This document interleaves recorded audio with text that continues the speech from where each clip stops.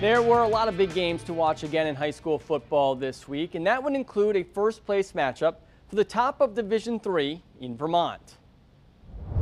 Down in Woodstock, the Wasps getting pumped to host the Poultney Blue Devils, and the Devils get going first, but then here comes Woodstock. They have a lot to cheer about in this one. First, thanks to Ben Marzakovter, who goes barreling in over the defender to get past Woodstock on the board first. Second quarter, Woodstock's going to keep running and running some more. Michael Schlabach nearly going to run all the way into your living room, gets dragged down, not before putting the Wasps great field position though. They cap off that drive with a short run by Jed Asbury. Woodstock going away with this one 50-13. To Fairhaven High School, where they were honoring a huge senior class, U32 looking to spoil the party. But the Slaters have some fun on their first drive. Cam Galati hits Parker Morse in stride in the end zone. Fairhaven takes a 7-0 lead.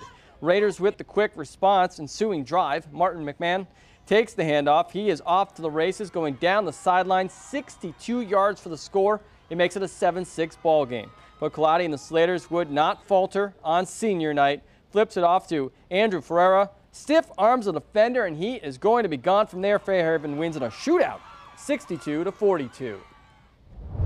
Essex and Colchester getting together at the home of the Lakers. And on the opening play of the second quarter, a short touchdown pass to Bailey Olson. Colchester jumps on the board first. It's 7-0. The Hornets would respond with a far sideline run from Luke Williams, spinning off a defender, and he's extending the ball at the goal line. He is in, ties up the game, 7-all. 3 minutes to play in the half. Max Anderson takes the ball in for the go-ahead score. It's the game-winning play. Lakers win 28-7. Hartford Hurricanes feeling good starting the second half against Brattleboro. A lot of action around the goal line in this one. Zachary Burke gets a carry outside, and he's going to hit some resistance, trying to keep him out of the end zone, but just barreling, stretching over into the touchdown for the 6. Later, Colonos QB Tyler Millerick going to take one himself. That's 6 for Brattleboro, but they're still far behind the Hurricanes. Dylan Tucker going to fight for every inch on this run, but just barely gets knocked out before scoring.